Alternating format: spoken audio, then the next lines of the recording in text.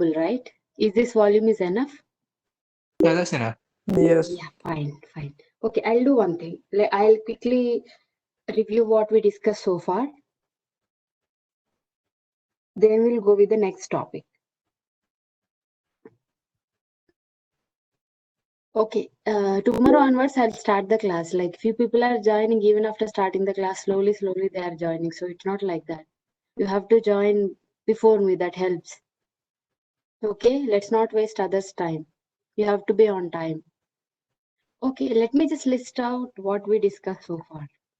We'll get clear idea. And the people who don't have any idea at all or who don't know what's happening in my class, I'm going to have the repetitive sessions. And please focus. Like if I am repeating once, that's fine with me and you. But if I have to repeat again and again, we both are in trouble. Correct? You have to pay attention. These are very, very basics. Please go through the recordings at home and please practice it. Otherwise, I'll teach. Next day you'll forget. It happens every day. There is no use of it. Even if you go to advanced class, you don't remember anything. Right?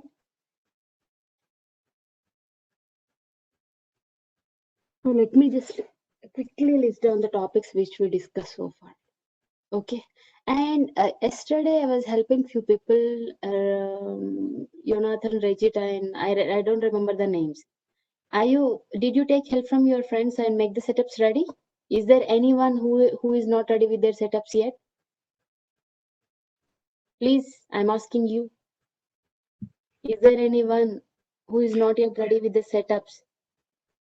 Mine will be ready for tomorrow's class. My friend is working on it. Great. What about others?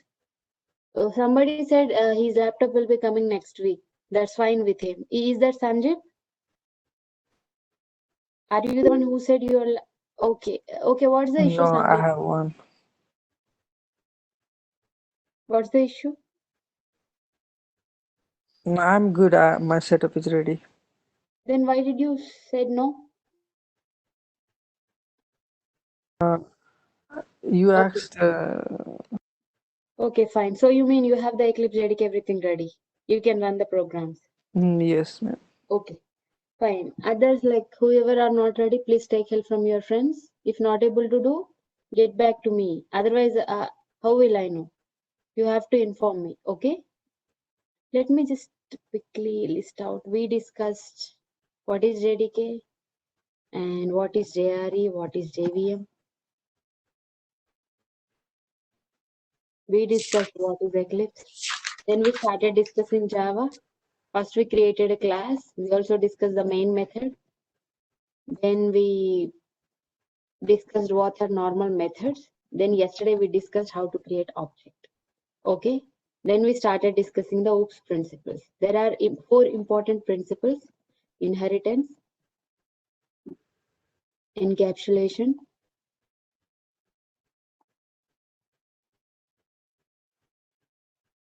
abstraction, and polymorphism.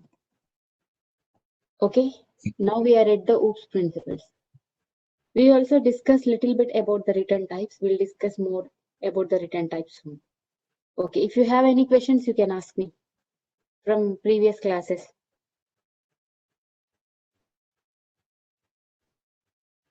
Okay, I think no questions.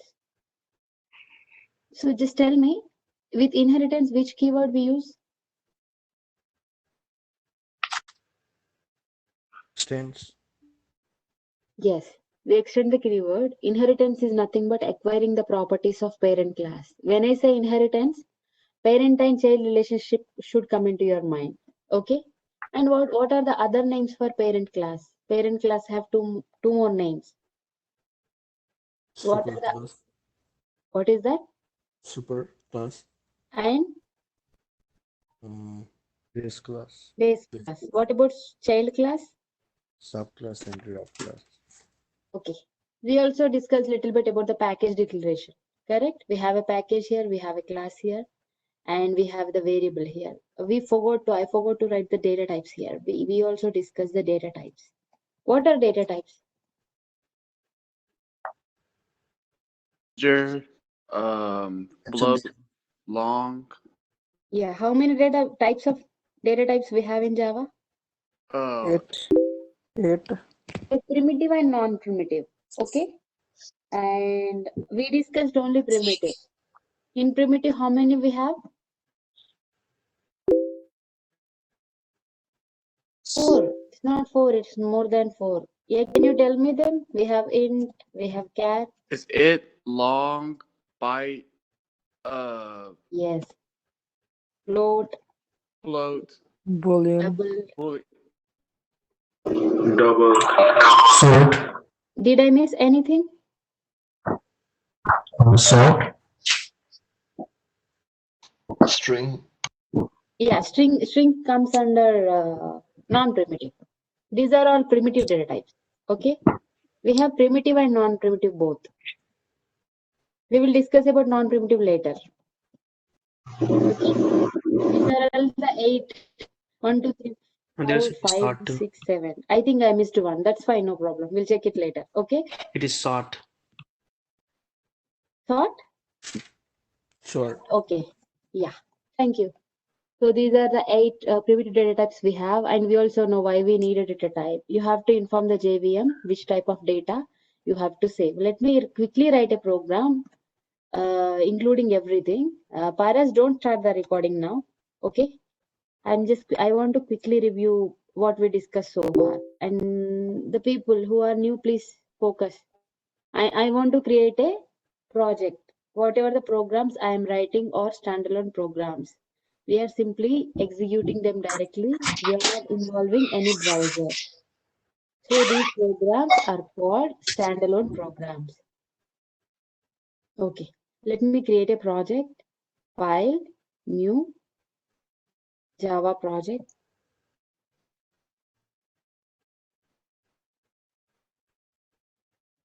My revision project. Just any meaningful name. I created a project. Let me create a class.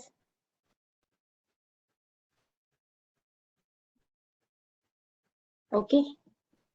My edition class. Let's say anything. Package name usually starts with com and followed by project name. So let me give the cubic. You can give any name for any meaningful name for the package name. Okay. I am involving main because the program execution always starts from main. Okay, so we are also using static here. You just remember one word about static here. Static is a special keyword in Java. So my question, I always say that programming execution always starts from main. But who is starting main? Who is starting main? Usually if we want to call some other method, main is a method, correct? Main is a method or something else? It's method.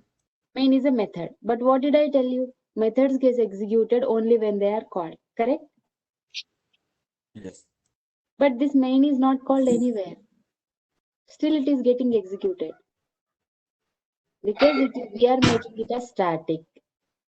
Static prevents you from creating the object. If you declare a method as static, you don't need to create object for it.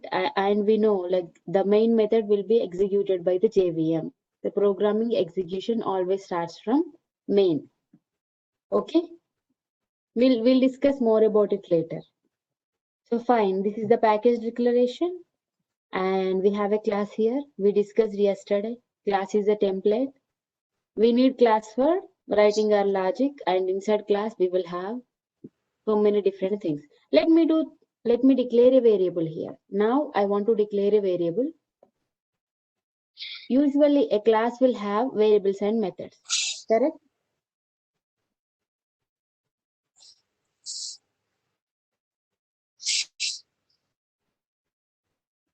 Okay. Variables are also called fields, data members. Is that clear? When I say class, when I say fields, don't get confused. When I say data members, then still don't get confused. A class will contain fields and data members. So this is my class. I don't have anything apart from the main method. Correct? Let me declare some variables. Okay. Now you tell me, like I want to declare student name variable. So which data type we have to use?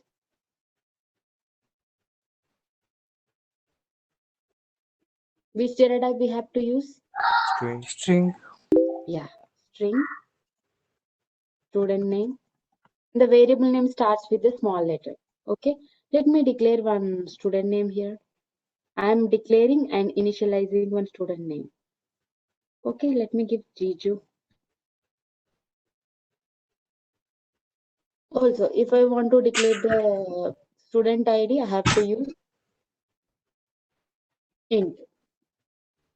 Always remember the string values will be saved inside a double quotation.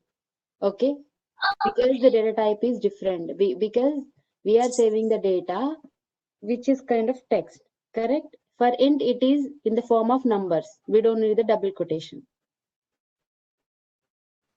For string and char, we use the quotations. Is that clear?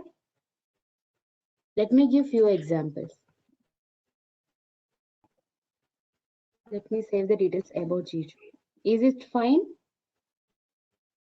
Now, if I want to save his percentage, if I want to save his total percentage of marks, which data type we have to use? Float, correct. Float and percentage equal to, let's give,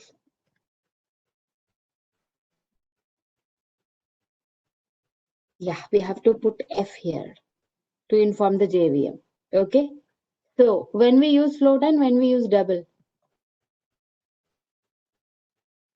what's the difference between float and double?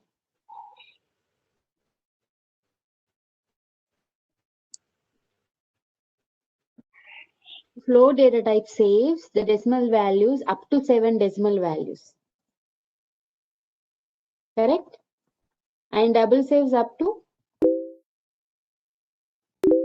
16, I guess. 15.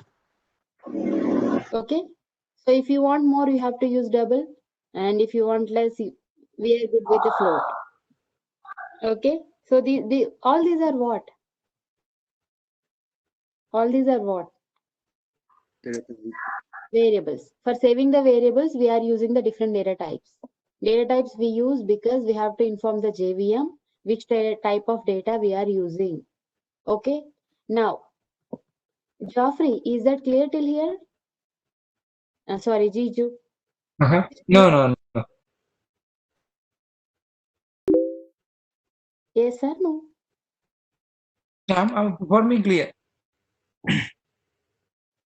What is that? Can you repeat it? Is it Yes. clear till here? Yeah, it's clear. Fine, fine. So tell me, like if I want to print all these variables on my console, on my output screen, how can I print all of them?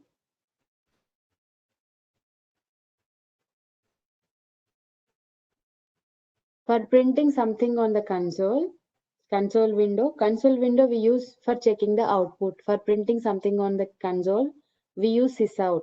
Okay? SYSO. If I say hello, whatever you put inside the double quotation, that gets printed automatically. Now, if I run this program, what happens? This is my Java class, correct? Internally, what happens?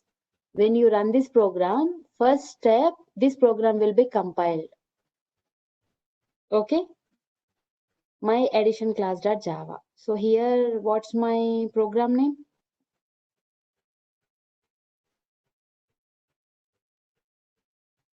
My addition class.java. So when I run it, what happens? First, it will be compiled, .class file will be generated.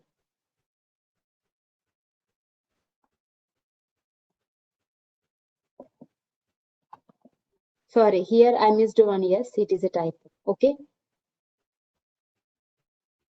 First step is compilation, then execution. After the compilation, the JVM instance will be created. It will be compiled, then we'll get the output.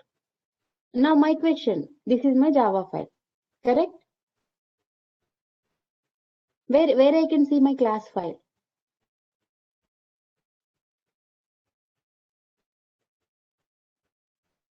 This is my Java file. Inside my Java file, I wrote a class.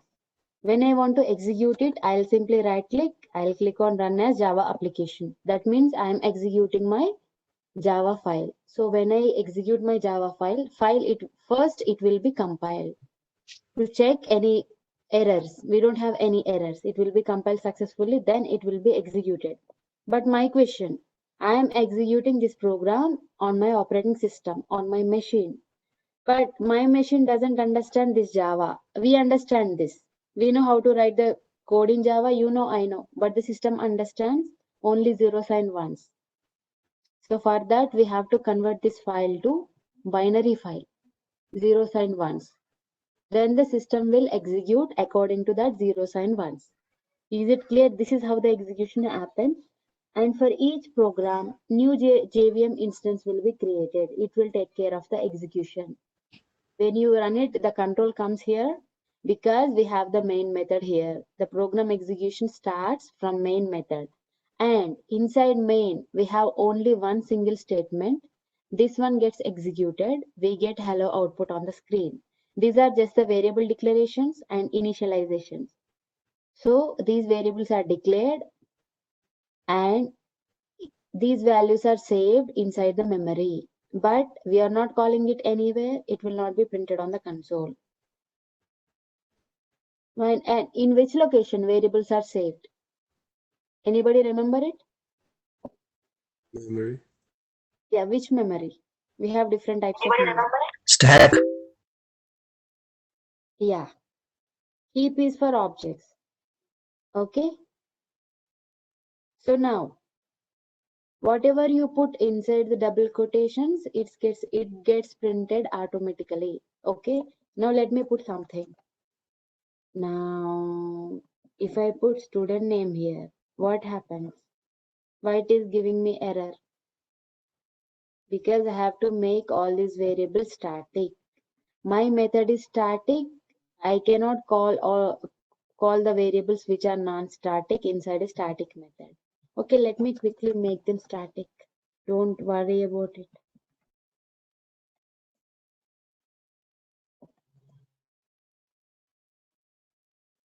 I'm just making the variables as static. If I make the variables as static, these variables are available to the entire class. You can access anywhere inside the class. Okay. So if I run this program, what is the output? You tell me, Jiju. Mhm. What's the output if I run this program? It will show my names and You just tell me the output, that's it. If I run this program, what's the output? mm, No idea? no idea. Okay. I told you, like whatever is inside sysout, that gets printed on the console. Now you tell me what's the output. Jiju, hello. And the execution happens line by line. Hello will be printed first. Mhm. Okay. Okay. Now let me put the quotations. Now you tell me the output. Hello Hmm. and my name Hello and Jiju, you mean? Make it fast, please.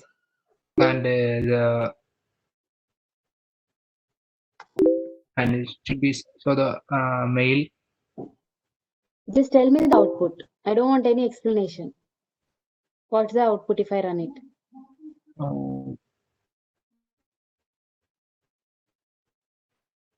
Hello, student name.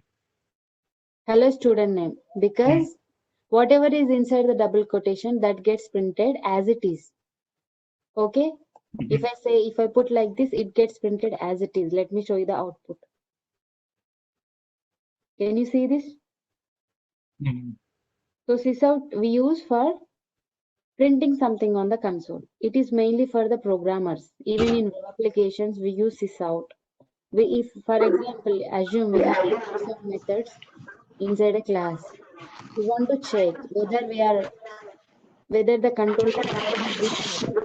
So we simply put sysout there. Lot of echo. Let me put somebody on. Okay. So now, what happens if I remove the quotations? If I remove the Will not print. quotations, that respective value will be referred. Here, when I say student name, this variable is referred, its value gets printed on the console. Okay? So what you know what happens? Let me put them side by side. When I run this class, 4 variables will be created. Okay?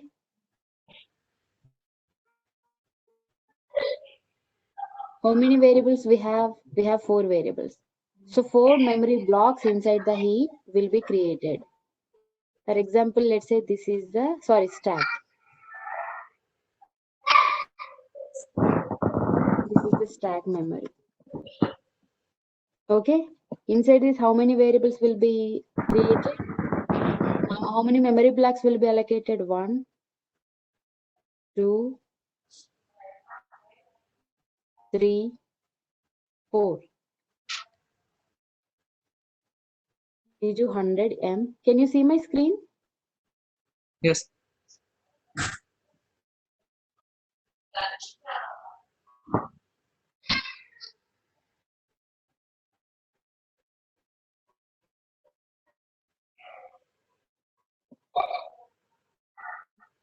So this is how it gets saved in the memory.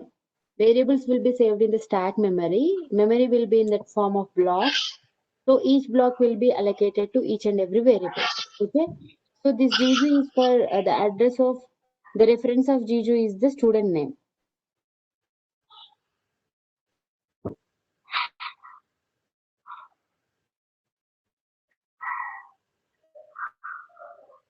So each time when you call student name, Gju will be printed.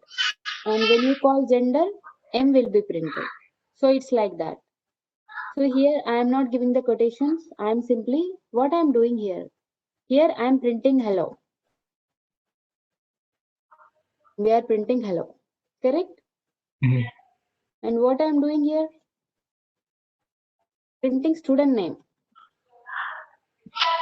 Student name is student name value. We are not actually printing the student name on the console. We are printing the student name value. So is it clear? Yes. So what I said, I have in my class, I will have fields and data members. I declared some fields, but I don't have any methods. Now I want to declare a method. Okay.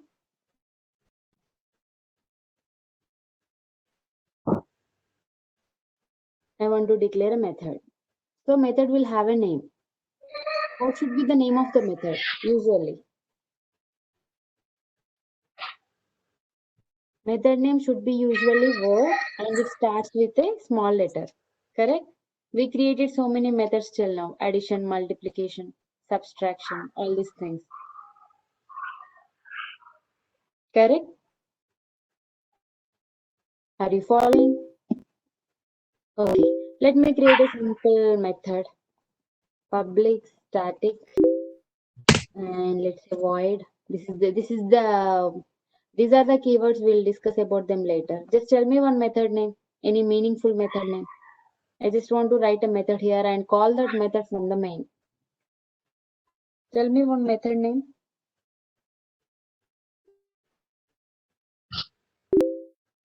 Add numbers. Okay. I want to add numbers.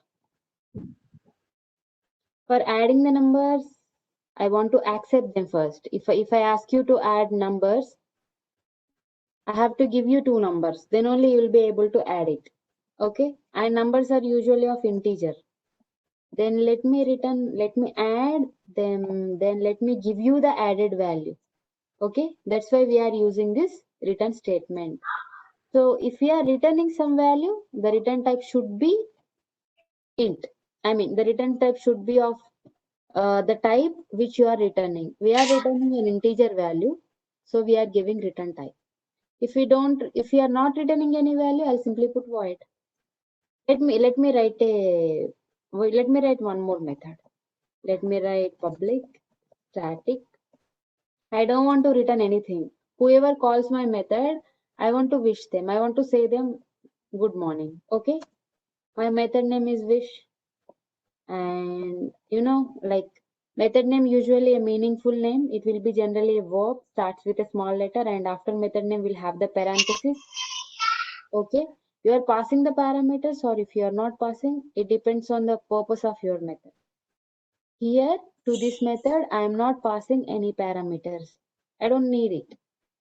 So whoever calls me with this method, I want to wish them. I'll just print hello, good morning. Am I returning any value for this method? Am I returning any value? No. That's why the return type is what? Void. Void means what in general English? Void. Nothing. Just nothing. Nothing, correct? For this method, we are not returning anything. That's why the return type is void. That's why we don't have any return statement in the body. But if you observe this method, we are actually returning some value. That's why the return type is int, and we have the return statement here. Okay. I'm assuming that you are following the class. Yes, ma'am. Okay. So if I run this program, what's the output? Hello, Jizu. What about others? Yeah, hello Jiju. Yes, same. Right? Like I have one more sysout here. Won't it be get printed? The method is not called No. yet. Correct. Methods get executed only when they are called. We did not call them. That's why they don't get executed. Now what's the output? This is the method call, correct? This is the method call. I am calling wish method. Now tell me the output. Hello, Jizu. Hello, good morning. Okay. Any more outputs?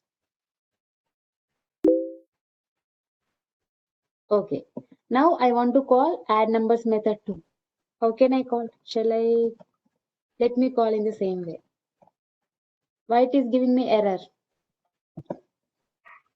You have to give two numbers in parentheses. Because if you see the method signature, if you see this here, it is actually accepting some values. This wish method is not accepting any values, so you can call it directly. But when you call add two numbers, it actually accepts two values of integer type. So you have to call that method with two integer values. Now what is the output?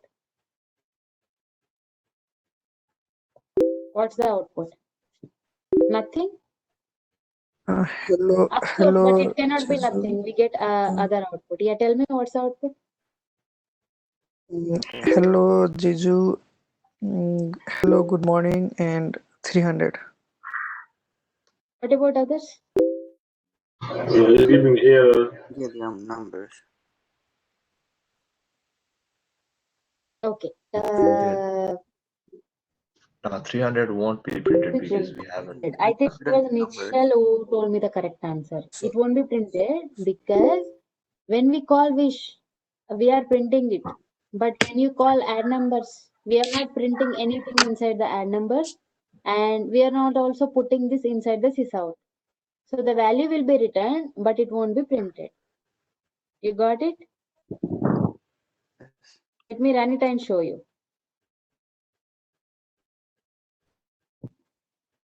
Can you see this? 300 won't be printed because you're not printing it anywhere. Can you see any sysout anywhere? No. That's why it won't be printed. Any confusion with this program? No. Is it clear?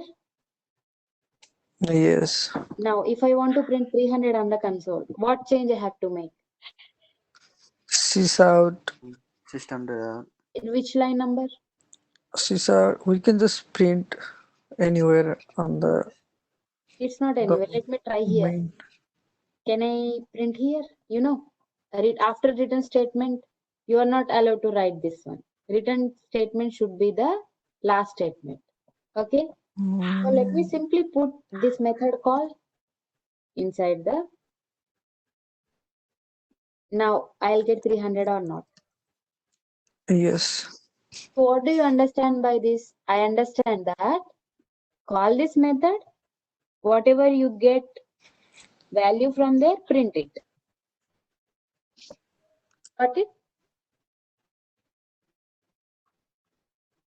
Here, see, let me go line by line. Program execution starts from main. Okay. This line will be executing. So my JVM understands that, okay, this is the sysout statement. I have to print hello on the console. That's clear. Let me go to the next line. Okay, here again, they are referring one variable. Let me print it on the console. It will be printed. Okay, now JVM will move to the control, will go to the next line. Here, it understands that this is a method call. They are calling wish method. So it will go here, whatever is inside the hello good, whatever is inside the wish will be executed and printed on the console. Again, control comes back here and checks this one. Here again, they are making the method call. Along with the method call, they are also printing the output. So the control goes to add numbers method. It returns a plus b value here and the value gets printed on the console. Is it clear? What about if you write public static void add numbers? Yes, If I well say then. void, see, we are actually returning some value, correct? Yeah. When you are returning some value, your method signature should be of type. You cannot say void. Void comes into picture when you are not returning anything. You are returning nothing. Okay. Here actually you are returning something. So here you have to put int. Otherwise it will give you error. Syntactically it will be wrong. Is it fine? Any more Yeah, doubts? that's fine. Okay, now, can I put this wish method inside the sysout? I think you don't have to. No. Okay, whoever feel yes, can I put this inside wish? Will it allow me? No, Why?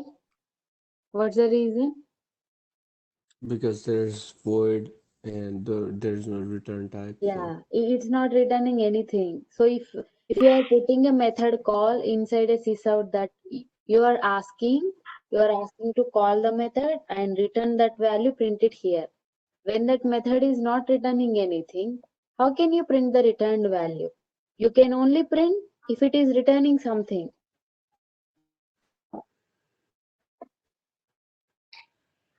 Getting? Let me try to put this inside the sysout. Let me check.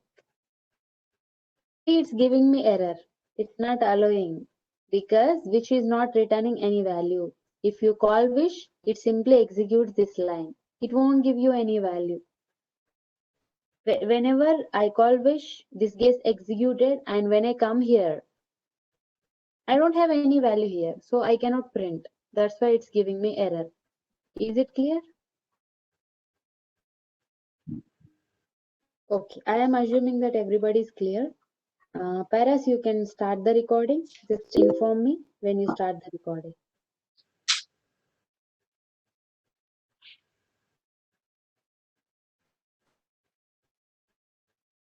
Let me just remove these variables. I want to explain the flow. I just started. Sorry, sir. Okay, fine. Okay, let me just explain you what's happening here. So, can you see the screen?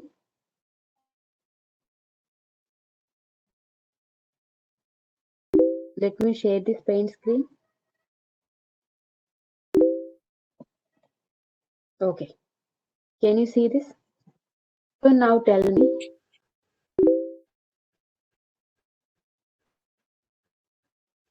When I start executing this program, I have 26 lines of code.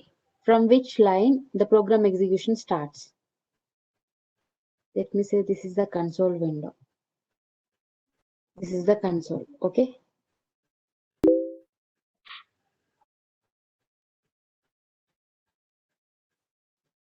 Program execution starts from which line?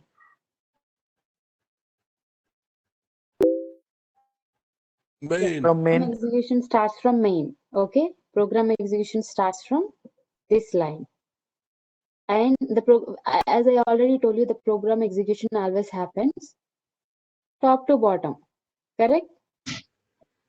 So the program execution starts from this line. So what is the first line to get executed? 19th line, correct? Line number 19. So when the JVM comes here, it sees the sysout and hello gets printed on the console. Hello gets printed here, correct? Let me just put here. Here we get hello.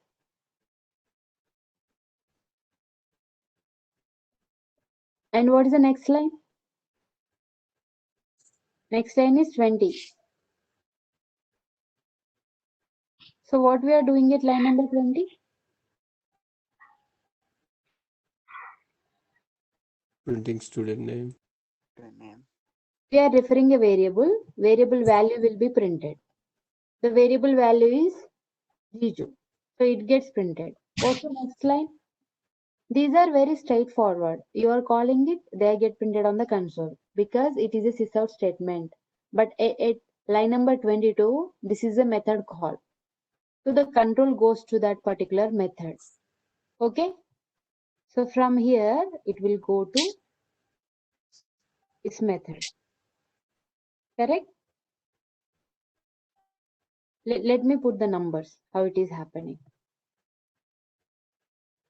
It will happen one by one.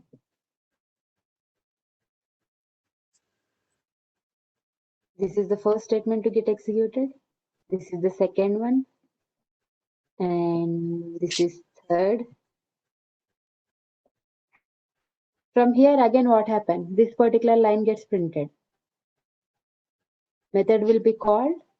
This particular line will be printed on the console. What is the output? What is printed here? Good morning. Again, this gets printed and the control comes back here at line number 22. Again, at line number 23, we are referring add numbers. So, control will go to add numbers method.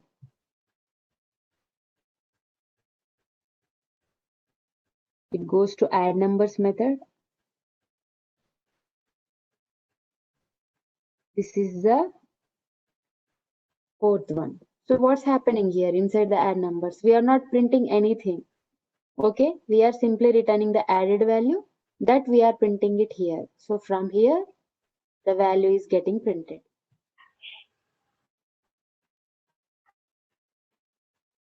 So what's the output here? Correct. Any doubts? You have any doubts here?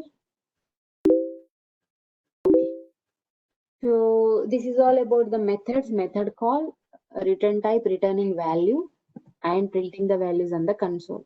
We also discussed about creating an object. We can have any number of classes inside one class, inside one file, but only one class has to be public.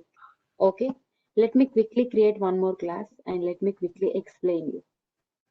Class, my second class. Let me say class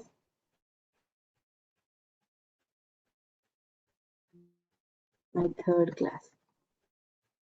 Okay, I will quickly explain you how creating object one time, then we'll move on explaining the method overloading and overriding. Okay, so now this is my another class. My first class have two methods.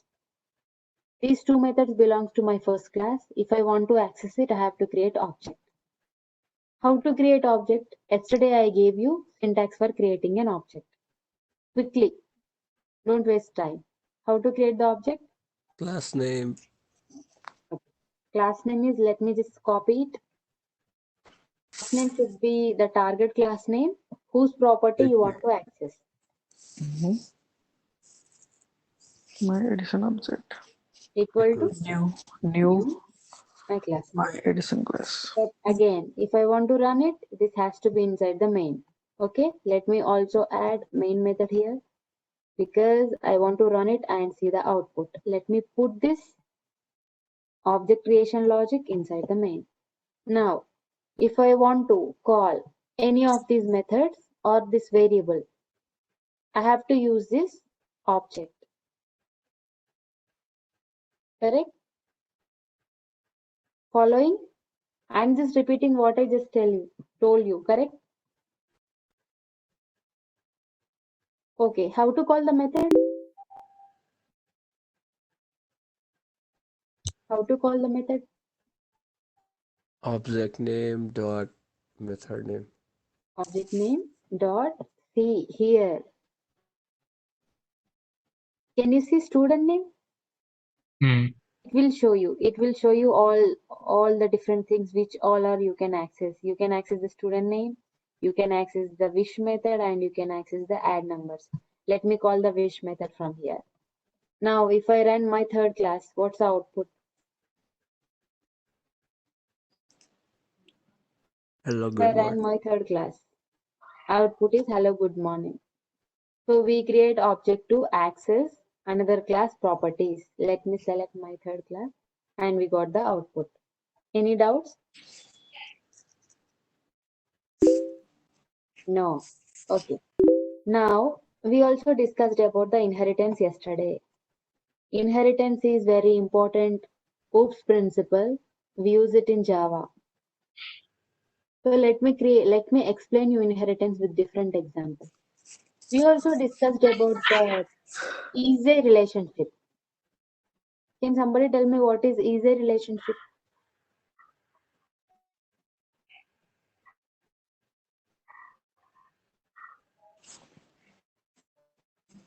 Let me go back to my first paint screen. Not this one. Okay, inheritance. Inheritance is inheriting the parent class properties.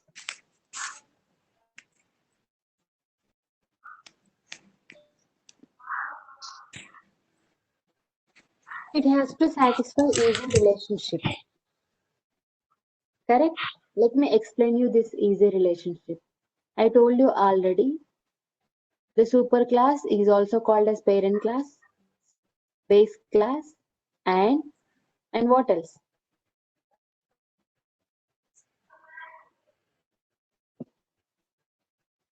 Parent class, Super base class, super superclass. class.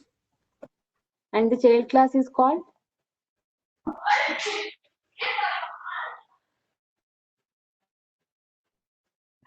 This is the superclass or parent class or base class. You can have different names. And if you are saying superclass, you have to say subclass here. If you are saying parent class, you have to say child class here. And for base, you have to say the derived class here. Now, for example, I am creating my animal project. Okay. So you don't know. Like for example, we can have any subclasses for animals. Animals can be of many types. Can you give me example for animals? Cat, dog. Yeah. So every dog is an animal. Every cat is an animal. Correct? But if you talk it reversely, if I say every animal is a dog, is it correct? No. So when you are implementing the inheritance, you have to carefully check the easy property. So when I say something, you have to, I want to make two classes as parent and child class. Fine. So before I could make the parent and child class, I have to check. My parent class name is animal and my child class is dog. So every dog is a animal. It is satisfying the easy relationship. Is it satisfying or not? Any doubts? No.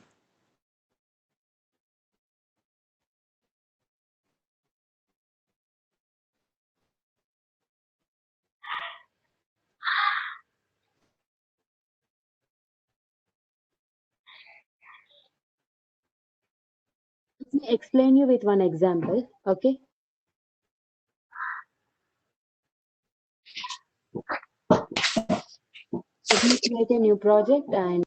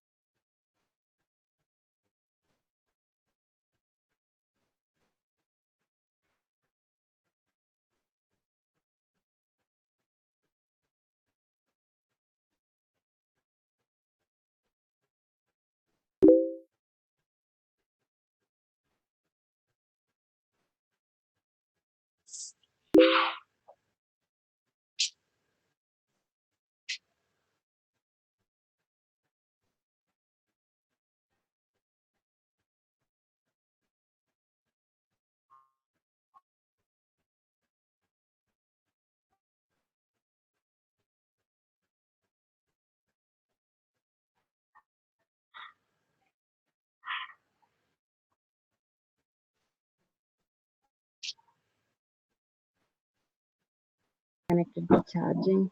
Fine. Okay, as we are Paras, you can continue the recording. So we are discussing the inheritance. So whenever you learn something in Java, you have to understand what and why. Why we need inheritance and what is inheritance. So inheritance is inheriting the parent class properties. So my question, why we want to do that? Why we want to insert the parent class properties? The reason is, if you are inheriting the properties, you don't need to you don't need to rewrite the common properties again and again. Correct. We don't need to write the same code. Okay, for example, we are discussing about the animal class. Every animal will have some properties in common. So we discussed about few examples of animals. Cats, dogs, and we have so many animals. So what are all the common properties of these animals? Can you please tell me some common properties with these animals? What they do commonly? Make sound. Yeah. So when you say sound, it is nothing but their property, and that is nothing but a method. Correct? Yes. Make sound. So this is a method. This is very common to all the animals. So let me just give public static void. Okay? And different animals make different sounds. And what else? Is there any another common thing? All animals will eat and all of them will have sleep. Correct? That is also one common thing which all the animals do. So let me define this also.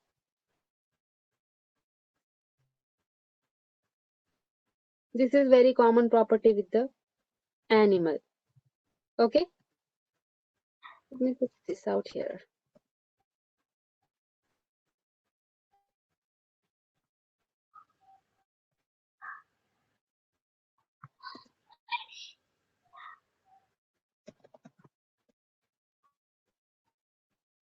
Now, if I am writing a subclass for this, I don't need to rewrite the code again. I don't need to rewrite this method again. I can simply make use of it.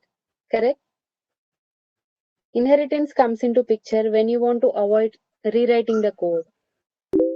If you start developing the web application, for example, if you are designing a banking project, for example, if you are working on a banking project and if you will have different people associated with the bank, you will have the customers, you will have the employees, you will have the different staff working on the bank.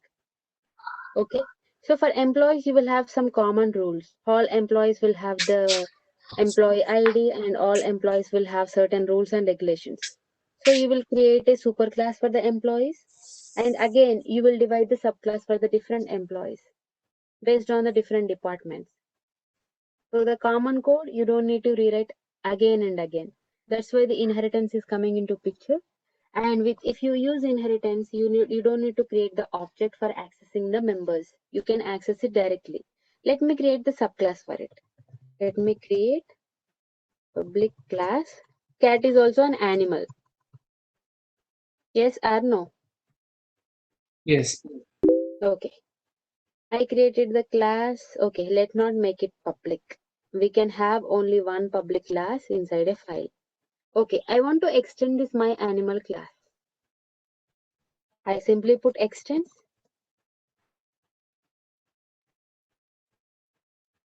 Yes. Now what is a superclass here and what's a subclass here?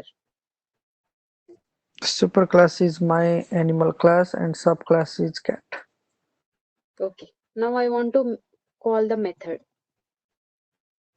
Do I need to create object?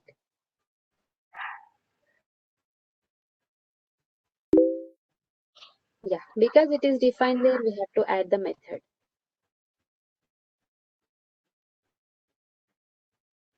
Yeah, I forgot to add the return type. And what's happening here? Just a minute.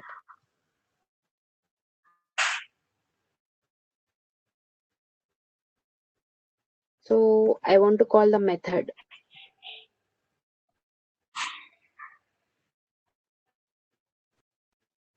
There's no main method. Correct, that's the problem. Thank you. Okay, now I want to call this method. Let me put it static because it has to be visible everywhere. See, it's not giving me any error. I can access my superclass properties directly. That's why the parent and child relationship is coming into picture. The child class will have access to all the properties of parent class. That's why we are using the extends keyword. If I run it, what's the output? Animals make sound. Okay, so now what is the subclass here? What's the subclass name? I have two classes. One is superclass, one is subclass. Cat. Okay. Can I define one more subclass here? Can I define dog class and extend my animal class? Will it work? Yes. A class can have any number of subclasses. Okay, let me try to do that. Class dog extends my animal class. It's not giving me any error, it's working. So that means a class can have any number of subclasses. A superclass can have any number of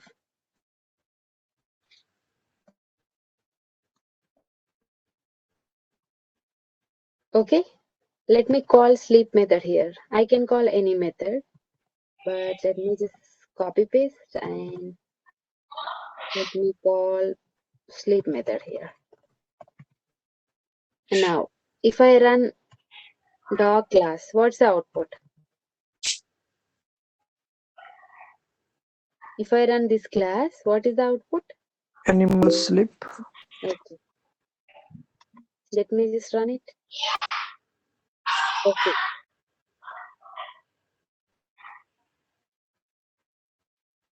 What's the problem? Just a minute.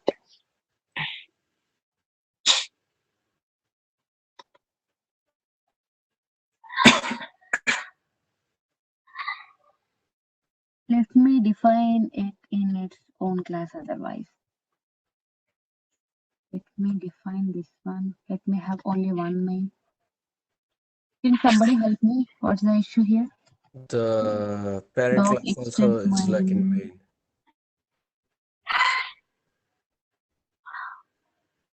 Is that a Can you problem? repeat it? The parent class is also lacking main method. That's fine. It will work. It should work. Okay then. Because main comes into picture when you want to execute the code. Okay. Okay. Let me do one thing. We can create all these in different classes also. Let me create the subclasses in the different classes. Okay. Let me create the first subclass here. This is my first subclass, so that you can run it individually. Is it fine? Am I fast? Okay. Let me create one more subclass here.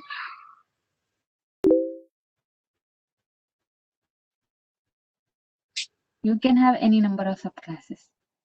Let me remove this code here. I want to extend superclass inside the subclasses. Let me use the extends keyword.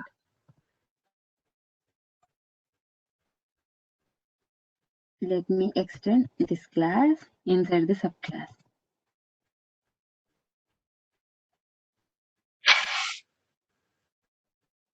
Extends. Is it fine now? So how many superclasses I have and how many subclasses I have? One superclass, two subclass. Correct? So these two subclasses will have access to all the properties of my animal class.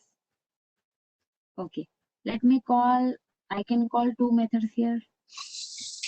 Make sound. And what is another method name? Sleep.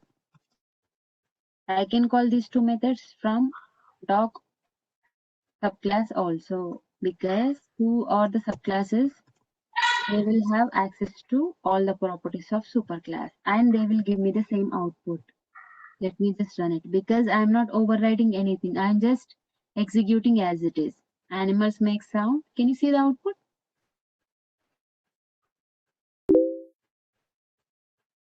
Let me run dog.java also. I'll get the same output. So dog is extending my animal class. Cat is also extending my animal class. That means a parent class can have any number of child classes. You have to remember that important point. This is very important point. A superclass can have. This is very important point.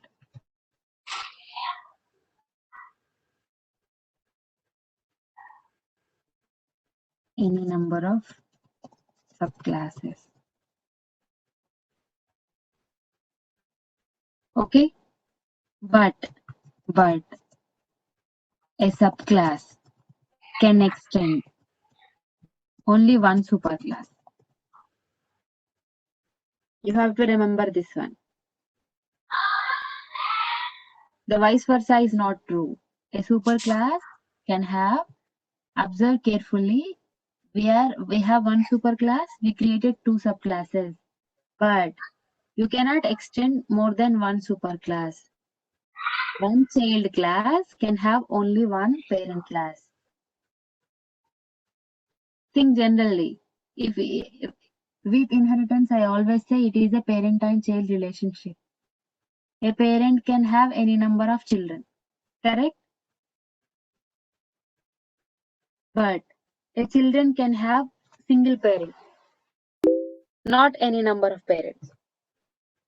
So that is the logic behind the inheritance. It got some idea?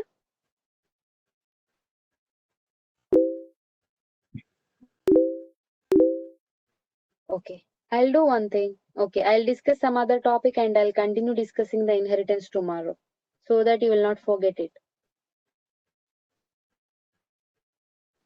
Is it clear? Yes. Okay. But we can do the same thing by creating objects too. It just we have to know in which situation we use which, or uh, we have to use it in a balance, the creation of class and use of Yes, inheritance. if you are each time if you are creating an object, your particular block of memory will be allocated for your project. So that is kind of memory wastage. And it is every time you cannot create object. If you are developing the web applications, you have to decide where to put the common code, right? If you want to access the, for example, inside this MyAnimal class, let's say I have 100 methods. So in each, in all the in all different classes, if you want to access these methods, you have to create the object everywhere. Instead of that, you can simply implement the inheritance. You have the access directly. You don't need to create any special object again. Okay. Okay, fine. And what are the different OOPS concepts we have? I gave you introduction about the inheritance. What is next? We have to discuss about the encapsulation. Anyone has any idea on the encapsulation?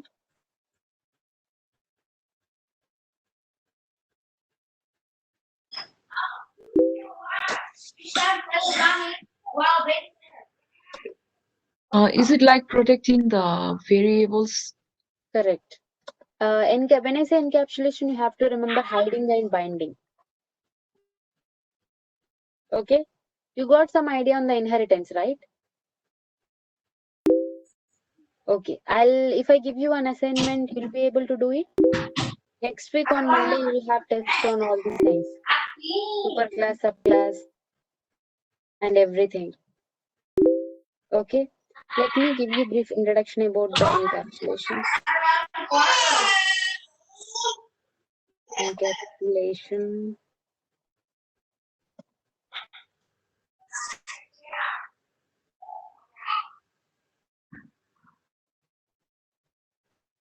So when I ask you what is inheritance, parent and child relationship it should come into your mind. And when I say encapsulation, you have to remember data hiding and data binding. Okay. So when you start working on the web application, it's very important for you to protect your data. You cannot show your data to everyone so that they'll modify it. Correct? So it's your responsibility to protect your data. How we protect our data? We can achieve protecting our data by encapsulation. But I think I have to explain you about the access modifiers before I could move on to encapsulation. Okay, I also have to explain you the properties. Let me just quickly check the syllabus. Okay.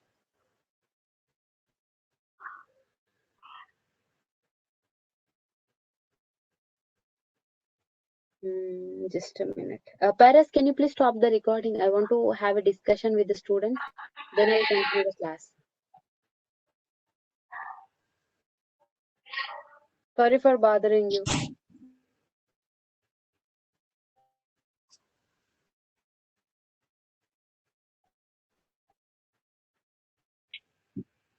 Yeah, I just started. Thank you. So now we are going to learn access modifiers. People will also call it as access specifiers. Okay. So what do you mean by access modifier or access specifier? It specifies the level of access. That means whoever can access your data. Access specifiers comes into picture when you want to provide the access to your data. You will, as we discussed already in Java, we deal with lot of data. Some data is sensitive, some data should be shared with everyone. So it is depending upon your data, you will have the different access levels. So there will be some protective, sensitive information which you cannot share with anyone. So you have to protect it. So we have 4 important access modifiers, depending on which we will provide the level of access. We have 4 access specifiers. They are public, private, protected, default. So how many types of access specifiers we have in Java? How many we have? Okay. So if your data member is public or private, protected, default, the target is different. You know, if your member is okay, just tell me one thing. All these access modifiers will be used with class or variable or method or something else.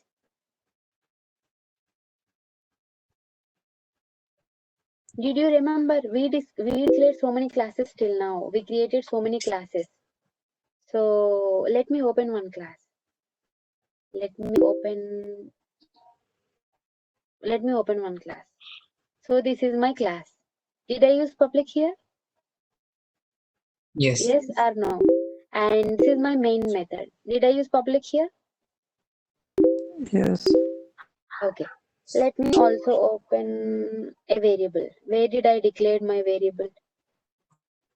Where is my variable?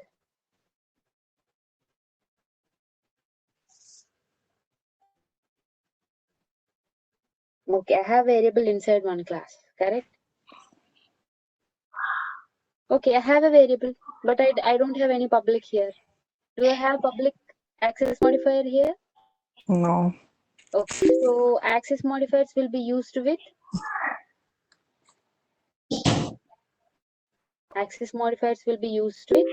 Yes. Class is method. Okay, let me give you the proper definition from the Google.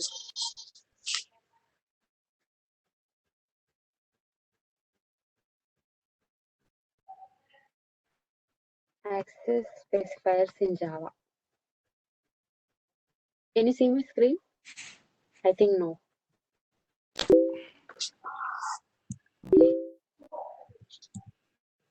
Fine. See, Java access specifiers, also known as visibility specifiers, regulate the access to the class, fields, and methods in Java. Okay, let me give you the proper definition and let me show you. See, there are 4 important types of access specifiers which define the level of access. Okay. What's the difference between these 4 of them?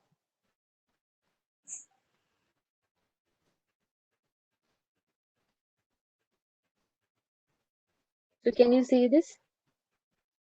Yes. Yeah, this is a chart explains the level of access. Let me give you in simple words so that it will be fixed in your mind.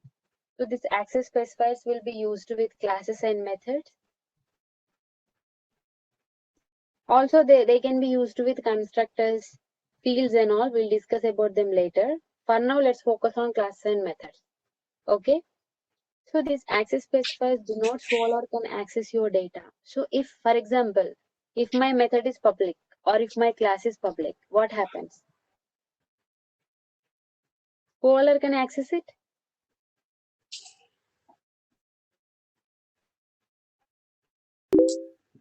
Can be accessed. Can be accessed everywhere.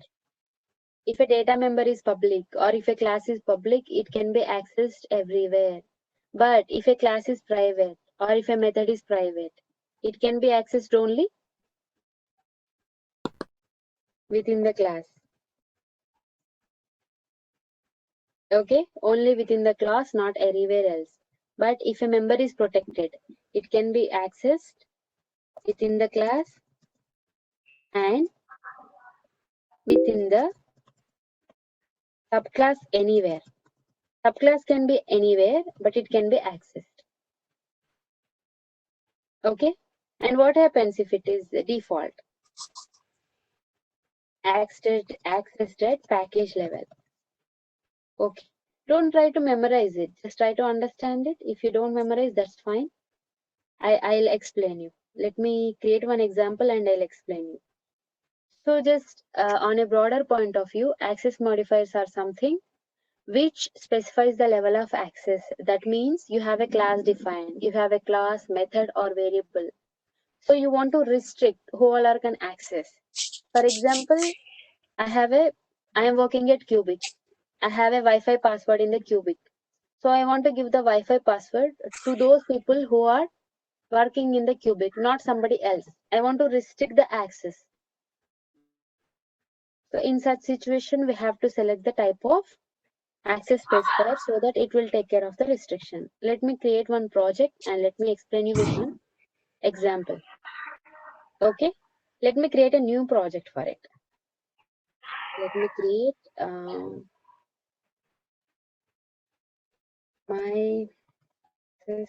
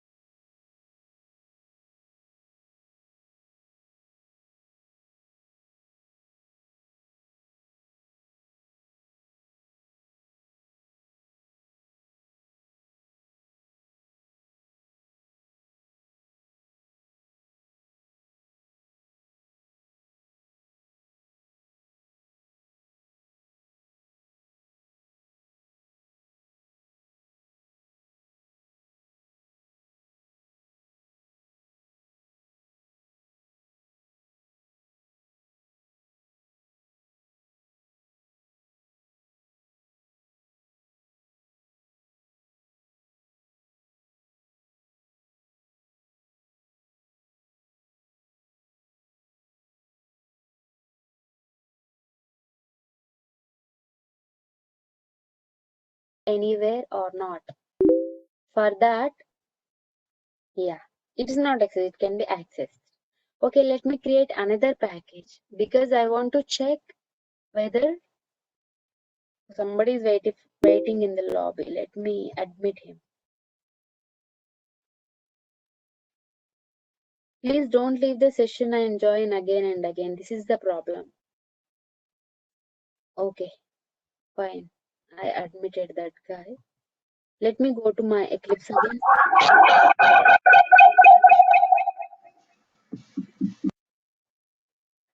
Please observe carefully. I have a variable method, both are public. Now I want to access these two things, these two data members from different class. So let me create another class inside the same package. Okay, I want to access my student class from just give me another class. my second student class.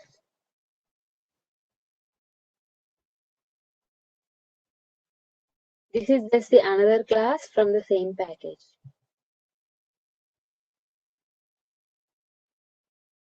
Both classes belongs to same package. If you observe carefully, I created another class inside the same package. Okay? My student class. Now, I want to access my student class fields in my second class. So what I have to do? I want to access the members of another class from this class. What I have to do? No answer? Create an object. Correct. If I want to access the property of this class, I have to create object. Let me create object. My student class obj equal to new. I created the object. With the created object, I can see. Can I access the student name? Yes or no? It is visible. I can access it.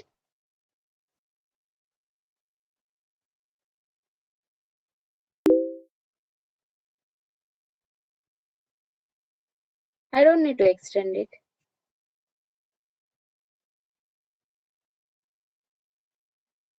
Okay, it is giving error because I want to print it. That is a variable name. Let me just print my student name from here. Now it will not give me any error because that is a variable name. Okay, so now from different class I am able to access the member because it is public. Let me also try to access the method from here. What was the method name? Method name is office.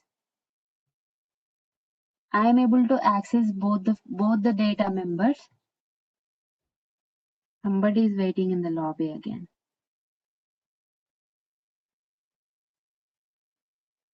Fine. Let me put them side by side. If you can see the classes,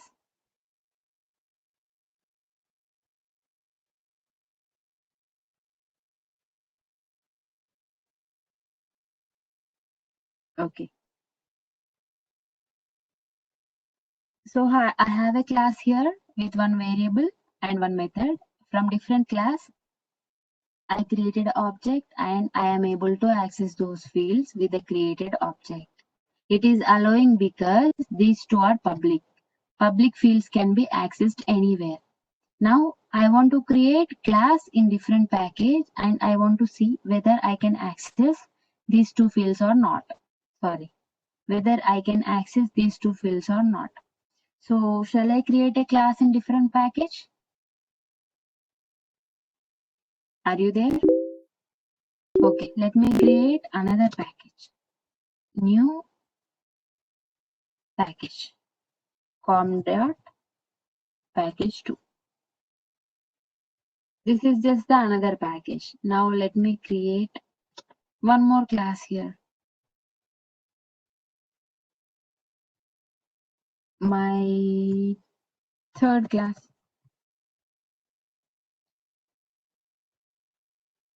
So what is this? This is nothing but just another class inside the different package. Now, if I want to access those two fields from this class by creating object, can I do that? Can I do that? Are you following? Somebody said no. Why no? Public member can be accessed anywhere. These members are public. They can be accessed anywhere. So let me create the object for it. Let me create the object for it. It can be accessed here also. You know why it is giving error? It is giving error because the student class is not present inside this package. If you are referring the class inside different package, you have to import it. So let me simply mouse over it. import it. The error is gone. I am informing the JVM that, okay, I want to refer this class which is present in the different package. Import it before you could use it. Is it clear what I did just now? If the class is inside the same package, you don't need to import it. As the class is in different package, you have to import it. Okay. So now with the created object, I want to access the variable and then I want to call the method. See, I am able to do both. It's not giving me any error. If I run it, I'll get the same output. That means what I'm trying to explain you here is public members are accessed by the different classes from the same package. Also, they can be accessed by the different classes of different package. Got some idea? Okay. And now let me make these as, okay, let me also create a subclass here. Let me try to show you. Let me create a subclass. I am creating subclass because I want to show you whether they can be accessed from the subclass or not. So I created the subclass.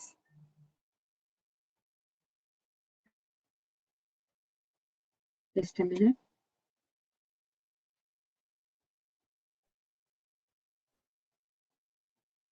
Okay. Now I want to create a subclass and I want to check whether I can access the fields from the same package or not. So for creating the subclass, what I have to do? I have to extend this. I have to extend it first. Correct? Extend it from parent class. Extends. What should be the parent class? Parent class is my student class. Correct? So as I am extending it, do I need to create the object? Do I need to create the object? I can use it directly. I don't need to create the object. Correct? Yes. Okay. Let me see. I want to print the student name directly because whatever is inside the parent class automatically available to subclass. Okay, it has to be static because it has to be available to all the classes. Okay, error is gone and I want to call office method here. See, I am able to call it because the fields are public as well as they are public and this is the subclass. These are the two reasons why I am able to access it. Is it clear? Okay, now let me create the subclass in different package. I want to create the subclass, but I want to create the subclass in the different package. My student subclass 2. Okay, I just want to create the subclass in the different package. And okay, let me add the, I have the main method here. So this, I want to make it a subclass. So let me extend it. If I want to make it subclass, I have to extend the superclass here. What is a superclass? Superclass is my student class. Okay, so now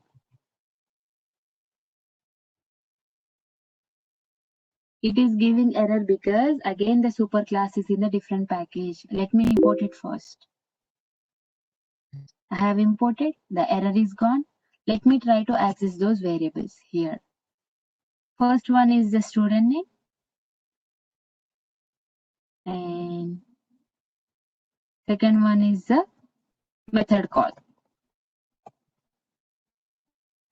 And now I have this subclass which is in a different package, but still I don't get any error. Let me just run it. I get the output. Okay. So public members can be accessed anywhere. They can be accessed by the classes inside the same package, subclasses inside the same package, classes from different package, subclasses from different package. Is that clear? Okay, what happens when I make it as private? Shall I make it as private? Let me make it as private and check. Whoever don't understand this, don't worry, I'll repeat it. I know like most of the students are new to this, they don't understand it. I'll repeat it, okay? Private fields, they can be accessed only within the class. That means they are not accessed in the subclasses, not from the different packages, not from the same class, not from anywhere. They can be accessed only within the same class. Okay, let me make it as private. Let me close everything. So this is my first class. Let me make this as private. Also let me make, okay, let me keep this method as public and let me make this variable as private. Okay. See, I am getting error in all the files. Can you see the errors here? Because I am trying to access this private field, it is giving me error. See, this is the subclass. Though it is subclass, you cannot access the private variable. The field, my student class, student name is not visible. Your private fields are not visible to any other classes, not even your subclass. You can access all your parent properties, but not the private properties. Got some idea? Hello? Okay. So Yes. this is the subclass and this is just the another class from the same package. Here we created the object. We are trying to access the variable. Still it's giving me error. If you observe carefully, it's giving error for student name, but it's not giving any error for the office. Why it is not giving any error for the office? Because the office method is public and the student name is private. Okay.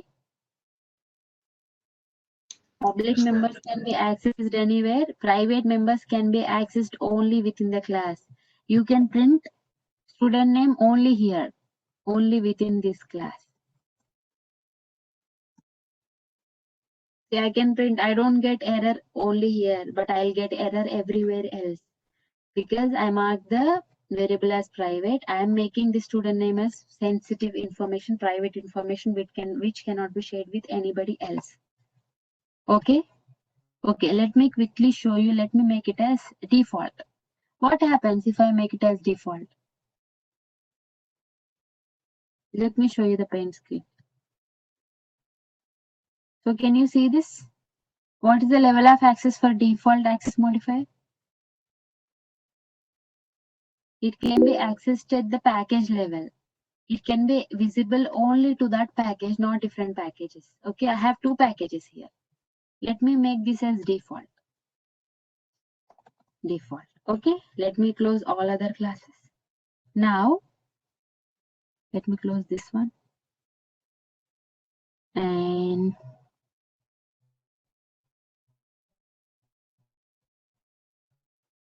why it is giving me error?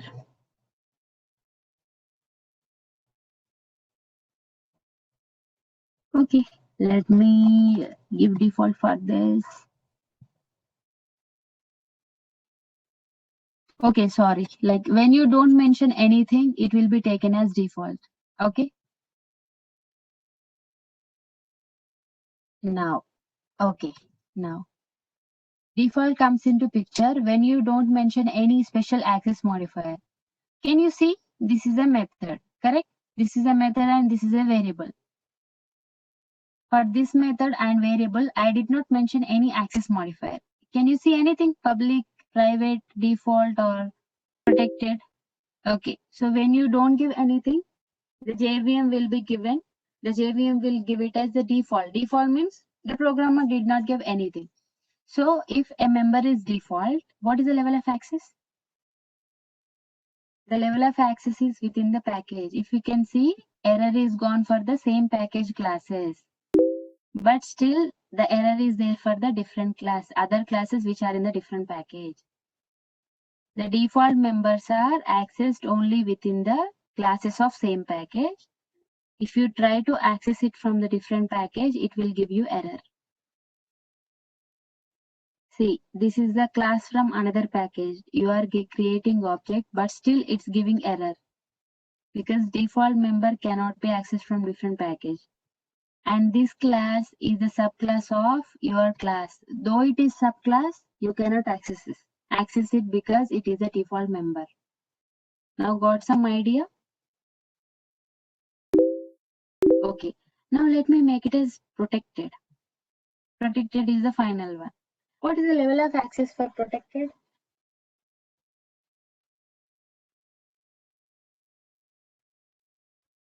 What is the level of access? Can you see here? It is mentioned here. The protected level of access is within the same class and within the subclass anywhere. Not only within the same class. If your member is protected, it can be accessed to you and to your subclass. Okay. Now let me make it as this variable as protected. That means student name can be accessed within your class and it is available to its subclasses. Okay. Let me open my second student.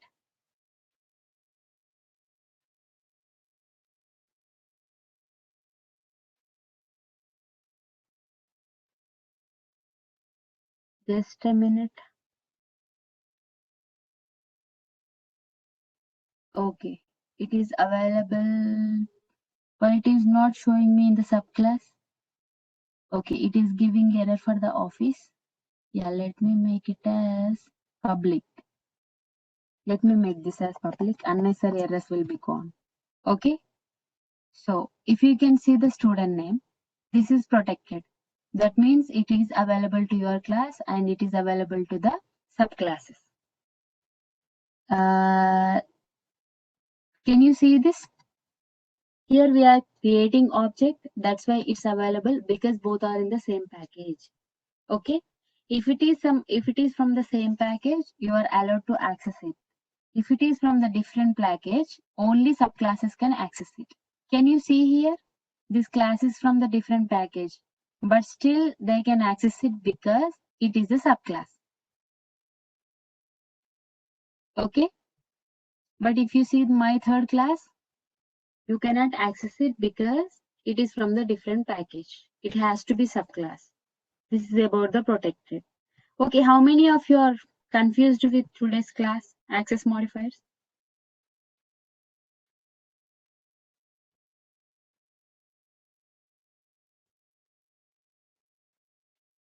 Okay. Paras, you can stop the recording.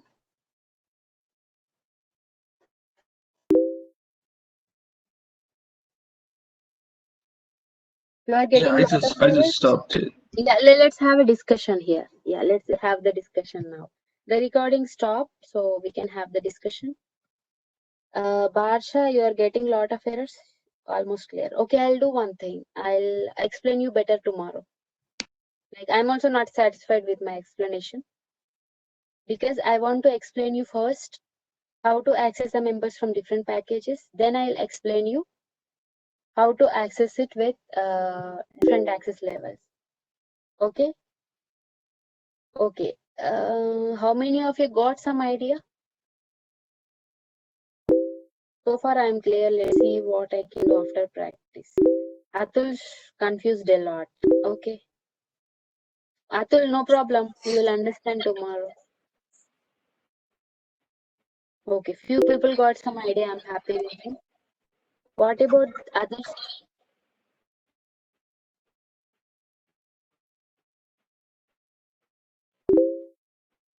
Okay. Pickle, bit confused. No problem. Okay, I'll do one thing. They gave me only. Let me put audio on mute. Okay, they gave me only 4 weeks, so let me come out with the syllabus. Tomorrow I'll explain you the package levels of access and access modifiers. Then I will start with the OOPS principles. Then I'll go on explaining the constructors. Okay, because we are already in the second week. Okay, what I expect from you is please watch the recordings and practice programs on inheritance. Okay. Yeah, Joffrey, you got some idea? I know it will be a little scary for you.